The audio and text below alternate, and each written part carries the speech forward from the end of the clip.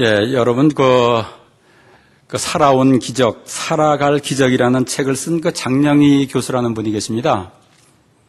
이 장영희 교수에게 한 여학생이 찾아와서 추천서를 써달라고 합니다.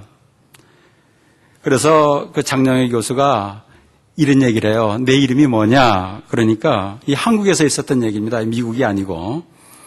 그랬더니 그 여학생이 저는 제니퍼 배입니다. 그러는 거예요. 배 제니퍼입니다. 그러는 거예요. 그러니까 장영희 교수님이 가만히 생각해 보니까 이 이름을 제니퍼라 그러니까 한국에서 자기 이름을 왜 미국식으로 바꾸냐 이제 이런 생각이 드는 거예요. 그런데 지금 한국에서 이런 현상이 많이 생긴답니다. 그냥 한국 이름으로 안 하고 미국 이름으로 많이 바꾼 사람들이 많대요. 한국에서. 그런데 이것을 장영희 교수가 못마땅하게 생각한 거예요. 한국 사람이 한국 이름을 써야지 왜 미국 이름을 쓰냐 이렇게 된 겁니다. 그랬더니 이 학생이 제니퍼 베라는 학생이 제 이름이 너무 이상해서 그래요. 그러는 거예요. 그러니까 장영희 교수가 그렇게 대답을 합니다. 아무리 이상해도 네 한국 이름을 써야지. 그래, 그렇다면 한번 들어보자. 내 이름이 뭔데 그렇게 이상하다고 그래? 그래, 신자냐? 그래, 신자야? 이게 성이 배씨고 신자니까 배신자가 되잖아요. 그래서 배신자냐? 그랬더니 여학생이 대답을 해요. 아닙니다. 그럽니다. 아닙니다. 그럼 배신자가 아니면 그럼 뭐야? 그러니까 창자예요. 그러더라는 거예요. 그래 장영희 교수가 그 성까지 같이 불러보니까 배창자가 되는 거예요. 그래서 그 교수님이 장영희 교수가 아무 소리도 하지 않고 그냥 제니퍼 배로 해서 추천서를 써줬다 그럽니다. 이런 일을 만난 후 장영희 교수가 생각해 보는 거예요. 그래도 부모님이라면 자녀 이름을 지을 때 이름을 불러보고 또 불러보고 그 의미도 생각하고 또 생각하고 이름을 지을 텐데 어떻게 아무 생각도 안 하고 배창자라고 이름을 짓냐. 사랑스러운 딸의 이름을 지으면서 성과 이름을 한번 같이 불러보지도 않았냐. 의미도 생각 한번 안 해봤냐. 생각해 보니까 가슴이 아픈 거예요. 이 숙녀는 얼마나 친구들에게 한평생 살아오면서 놀림을 많이 당했을까. 그렇지 않아요? 세상에는 이렇게 상식이 통하지 않는 일들이 많이 벌어진다는 거예요. 어느 목사님이 저한테 그런 얘기를 하더라고요. 예배를 드리는데 텍스팅을 하는 성도가 있다는 거예요. 길에 운전하면서도 텍스팅하면 안 되는데 예배하면서 텍스팅을 한다는 거예요. 하나님 앞에서 예배하면서 텍스팅을 하느냐는 얘기예요. 상식이 안 통한다는 거예요. 상식이 안 통한다는 거예요. 상식이 안 통하는 일들이 많이 생기니까 인간관계가 힘들고 세상살이가 힘들어지는 것이 우리들의 삶 아닙니까? 그리고 인간관계를 하다 보면 모두가 상대를 하다 보면은 사람이 자기중심적입니다. 자기중심적이에요. 그리고 자기의 지식의 한계를 생각 안 하고 자기의 지식이 옳다고 믿고 자기 주장을 강하게 하는 경우들도 많잖아요. 때로는 그래서 힘들어지고 어려워지잖아요. 인간관계도. 때로는 자기의 유익을 위해서 사실에서 조금씩 보태고 빼고 하면서 말을 하는 경우들 많잖아요. 때로는 겉으로는 선한 것처럼 보이고 사랑하기 때문에 한 것 같지만 그 내면 세계를 진실을 보면 의도가 전혀 정반대인 경우도 많잖아요. 그러니까 한국말을 같이 하면서도 의사소통이 안 되고 미국말을 같이 하면서도 의사소통이 안 되는 경우들이 우리들의 삶 속에 많이 생기지 않습니까? 이것뿐만이 아니고요. 때로는 몸이 아파질 때도 있고 이유도 없이 때로는 먹고 사는 문제 때문에 심각한 위기가 찾아오기도 하잖아요. 우리들이. 그래서 진실하고 싶지만 진실해지지 않을 때도 우리들에게 있잖아요. 그래서 내 자신이 미워질 때도 있더라고요. 그래서 우리 사는 인생이라는 것이 그리 쉽지 않아요. 그리고 이렇게 쉽지 않은 세상을 살면 자꾸 마음의 평화가 깨지게 되잖아요. 그러나 이렇게 마음의 평화가 깨진 상태에서 무슨 일을 하면 더 안 돼. 세상이 바로 보이지도 않고 진실이 바로 보이지도 않고 내가 처한 상태의 문제가 정확하게 보이질 않아서 이 마음의 평정을 잃은다면 무슨 일을 하면 잘 되질 않아요. 여러분들도 그런 일 많이 있지 않습니까? 어려운 일이 있으면 어려운 일이 또 찾아와요. 그래서 결국 내 자신을 위하여 일한다고 하지만 결국 사람들이 나를 싫어하게 만들고 잘 되기 위해 하는 모든 수고가 헛되게 되는 경우들이 많잖아요. 그래서 세상 사는 것이 어렵습니다. 이렇게 힘들지만 그래도 내가 책임져야 할 일들이 또 많아요. 그죠? 힘들고 어려운데도 마음이 불편한데도 그래도 내가 또 해야 될 일을 해야 돼. 그래서 무거운 짐을 지고 가는 것처럼 느껴질 때가 많지 않습니까, 여러분? 이렇게 무거운 짐을 지고 가는 것처럼 느껴질 때 예수님께서 이런 사람들에게 말씀하시는 거예요.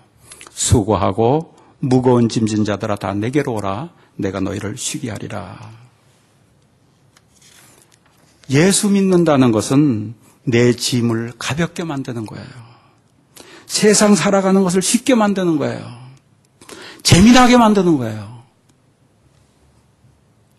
이러한 이야기를 들으면 이러한 질문을 하고 싶은 분이 계실지 몰라요. 목사님, 수고하고 무거운 짐진 자들아 다 내게로 오라. 내가 너희를 쉬게 하리라. 이 말씀을 믿고 열심히 교회도 다녔습니다. 예배 때마다 열심히 예배도 드렸고 참석도 했습니다. 봉사도 열심히 했습니다. 열심히 성경 공부도 했습니다. 그런데 내 삶이 쉬워지지 않던데요? 그런 거 느끼는 분 계십니까?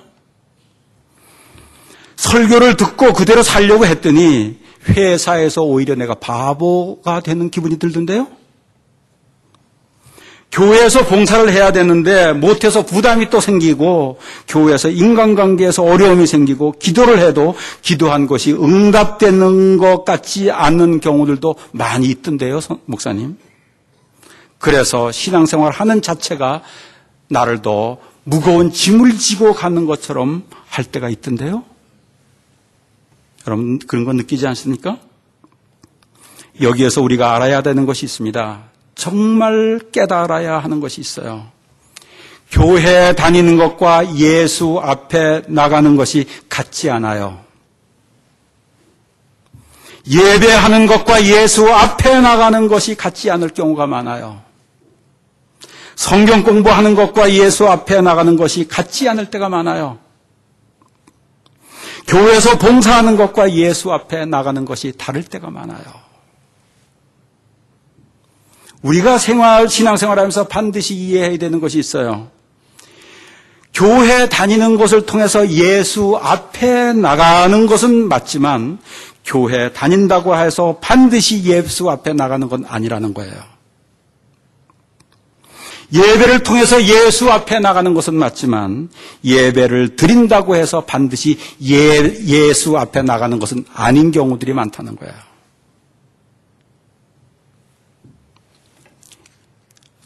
예수님께서 수고하고 무거운 짐진 자들아 다 내게로 오라고 하는 말씀은 나를 완전히 아시는 하나님 앞에 나오라는 거예요. 내 모습 그대로 숨김없이 나오라는 거예요. 내가 태어나기 전부터 나를 아시는 하나님, 자랄 때 내가 성장할 때 모든 것을 다 아시는 하나님, 나의 약점도 아시고 나의 아픔도 아시고 나의 장점도 아시고 나의 서러움도 아시는 모든 것, 내가 숨긴 모든 사람들에게 다 꽁꽁꽁꽁 숨기고 싶은 것, 모든 것을 다 아시는 하나님 앞에 나오라는 거예요. 사람들 앞에서 하는 말과 행동이 다른 내 속마음을 다 아시는 주님 앞에 나가라는 거예요. 내 몸속에 무슨 일이 일어나고 있는지, 내일 나에게 무슨 일이 일어날지 다 아시는 하나님, 내가 무엇 때문에 속상하게 하고 있는지 그것을 다 아시는 하나님 앞에 나오라는 거예요. 그 마음을 가지고. 이렇게 나의 모든 것을 다 아시는 하나님 앞에 나가는 것이 기도의 기초예요. 하나님과 호흡의 기초예요.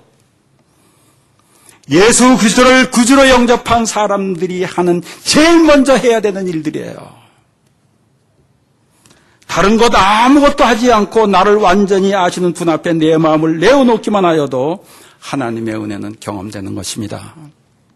평안함을 경험한다고요. 그래서 이런 분들 있을 거예요. 홀로 운전하다가 나도 모르게 내 속에 있는 것이 혼자 있으니까 아무도 주위에 아무도 사람이 없으니까 내 혼자 진심이 하나님 앞에 토로될 때가 있어요. 나의 아픈 마음, 어려운 일들, 억울한 일들, 하나님 앞에 이런 것을 다 내어놓으면 운전하다가 눈물이 터지잖아요. 은혜를 경험하잖아요. 그리고 이상하게 그리고 나면 내 마음에 평안이 찾아오잖아요. 이것이 하나님 앞에 나가는 거예요. 이러한 은혜를 경험한 사람들이 부르는 찬송가가 있습니다. 내 기도하는 그 시간, 그때가 가장 즐겁다. 기도하는 시간이 즐거운 거예요. 그런 사람들은요. 그런데 사람들은 하나님 앞에 나간다고 하면서 자기의 기도 제목을 가지고 나가요. 그리고 원하는 것을 먼저 막 얘기해요. 그리고 어떤 사람들은 작은 소리로 간절히, 어떤 사람들은 큰 소리로 또 대답하면 하나님께서 더 잘 들어주실 거라고 생각하면서 큰 소리로 막 얘기를 해요.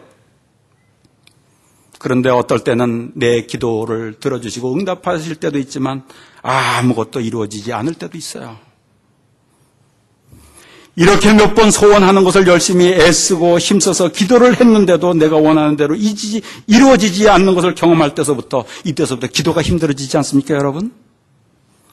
이때서부터 기도하고 눈 감으면 잡념이 생겨요. 정말 다 들어주실까?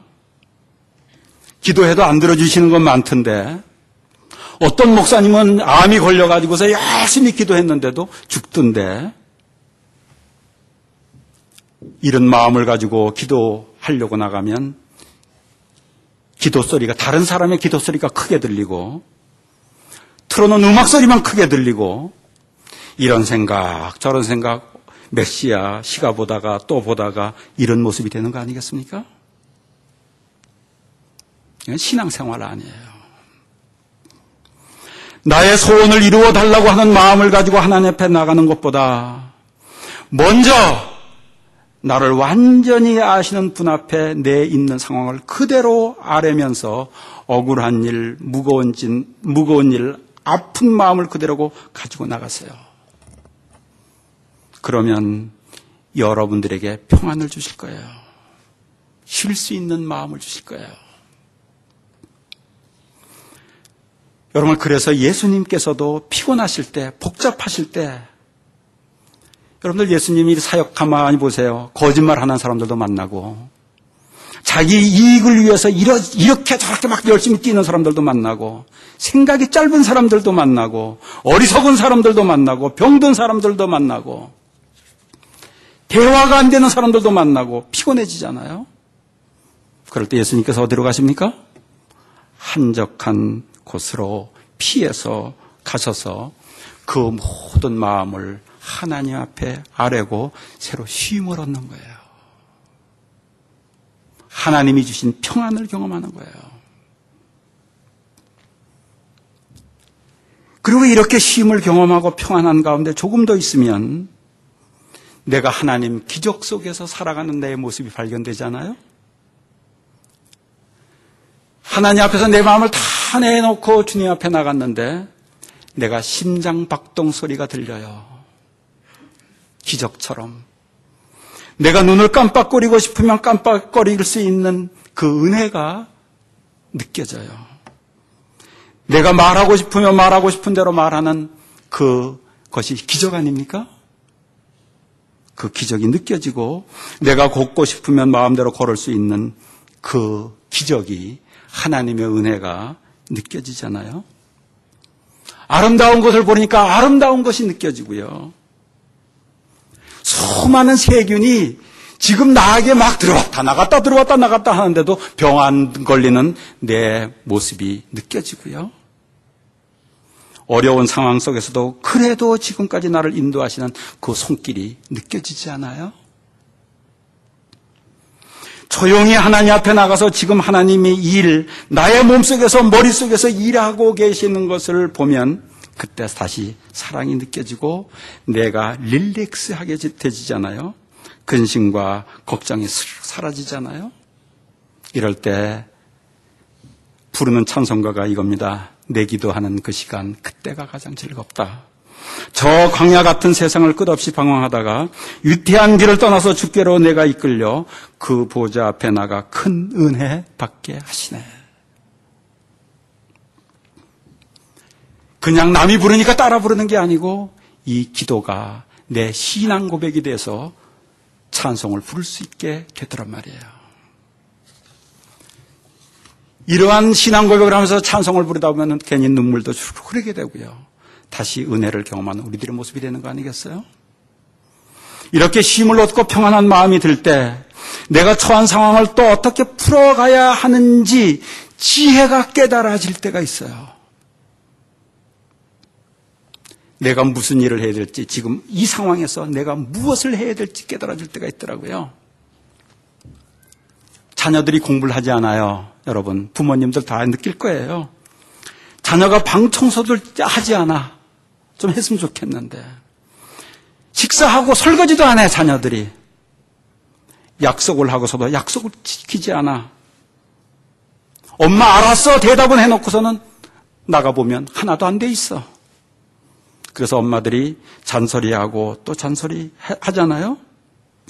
그랬더니 사랑하는 자녀와 관계만 나빠지고 문제는 하나도 해결이 안 되잖아요. 여러분들 경험해보지 않습니까? 이 아픈 마음을 하나님 앞에 다 아뢰고 상황을 다 이야기했습니다. 이렇게 되면 자녀가 미래가 없는데 또 잔소리를 하다가 보니 사랑하는 자녀와 관계가 나빠지는 아픔을 있는데 그 모든 마음을 주님 앞에 가지고 나가서 얘기하고 모든 아픈 마음을 얘기하는데 다시 깨달아지는 게 있어요. 너도 아들이 고쳐지지 않는 것을 알면서 잔소리를 중단하지 못하는 것처럼 아들도 그의 버릇을 고쳐야 되는 줄 알면서도 안 고쳐지는 거야. 그러나 그것을 위하여 기도하면서 기다리면 어느 날 하나님의 때에 고쳐질 거야. 그러면서 깨달아지는 것이 있어요. 예수님의 제자들도 그랬다. 예수님의 제자들은 예수님이 문둥병자를 고치는 것도 보았어. 죽은 사람을 살리는 것도 보았어. 안전뱅이를 고치는 것도 보았어. 예수님 같은 완벽한 선생님이 어디 있겠냐? 그 완벽한 선생님한테 배우고 보고 하면서도 서로 눈치 보면서 누가 예수님의 더 사랑을 받을까? 예수님이 왕이 되면 누가 더 우의정 좌의정 할까? 그러면서 제자들끼리 서로 미워하고 질투하고 경계하고 그러나 서로 더 사랑하는 척하고 사는 제자들의 모습. 그러던 제자들이 예수님께서 자기들을 위하여 십자가에 못 박혀 돌아가신 것을 알고 그 다음에 부활하신 다음에 성령을 경험하니까 그들이 완전하게 변화되는 거 너 알잖아? 내 자녀가 지금도 가르치는 대로 변화되지 않아. 하나님의 때를 기다리고 안 됨에도 불구하고 사랑하고 그를 위해서 희생하고 그를 이해해주고 모범을 보여주면서 살다 보면 하나님의 때에 성령께서 역사하시고 변화시킨 것을 경험하게 될 거야 하는 깨달음이 오는 거잖아요. 이렇게 하나님의 진리가 깨달아지면서 음성이 들려질 때 다시 내 속에 평안이 찾아오는 거예요. 하나님이 주시는 평안. 그리고 그 방법대로 내가 살 때 무거운 짐이 가벼워짐을 경험하게 되는 거예요. 이렇게 하나님 앞에 나가서 나의 아픔도 이야기하고 소원도 이야기하고 하나님께서 깨닫게 하시는 진리를 깨닫고 그 진리를 따르는 것. 이것이 온유함입니다. 이게 겸손함이에요. 이 온유함과 겸손함이 있을 때 하나님이 주시는 힘을 경험할 수 있게 된다는 거예요. 그래서 말씀합니다. 나는 마음이 온유하고 겸손하니 나의 멍에를 메고 내게 배우라. 그러면 너희 마음이 쉼을 얻으리니. 내 이는 내 멍에는 쉽고 내 짐은 가벼움이라 하시니라. 그런데 이러한 방법은 세상 사람들이 보기에는 미련한 것 같아요. 세상 사람들이 보기에는 효과가 느린 것 같아요. 안 될 것 같아요. 그래서 세상 사람들은 또 잔소리를 하고 머리를 쓰고 뭐 여러 가지 뭐 하잖아요. 자기 꾀를 사용하잖아요. 그래서 예수님께서 이런 말씀을 하세요. 천지의 주제이신 아버지여, 이것을 지혜롭고 슬기 있는 자들에게는 숨기시고 어린 아이들에게 나타내심을 감사하나이다. 신앙인들은 꾀 쓰는 게 아니고요, 하나님 앞에 모든 것을 가지고 나가서 말씀하고 아뢰고 그분이 주시는 평안을 경험하고 그분이 주시는 지혜를 가지고 그분이 말씀하시는 그 말씀에 따라서 살아가면서 이 세상의 무거운 짐을 벗고 쉽게 재미나게 살아가는 것이 신앙인들의 모습이에요. 저는 헌치빌 침례교회 성도들이 이 하나님이 주시는 쉬움, 하나님이 주시는 그 무거운 짐을 벗기시는 것을 진실로 여러분들의 삶에서 경험하고 살아가는 성도들 되시길 주의 이름으로 축원하겠습니다. 기도하겠습니다.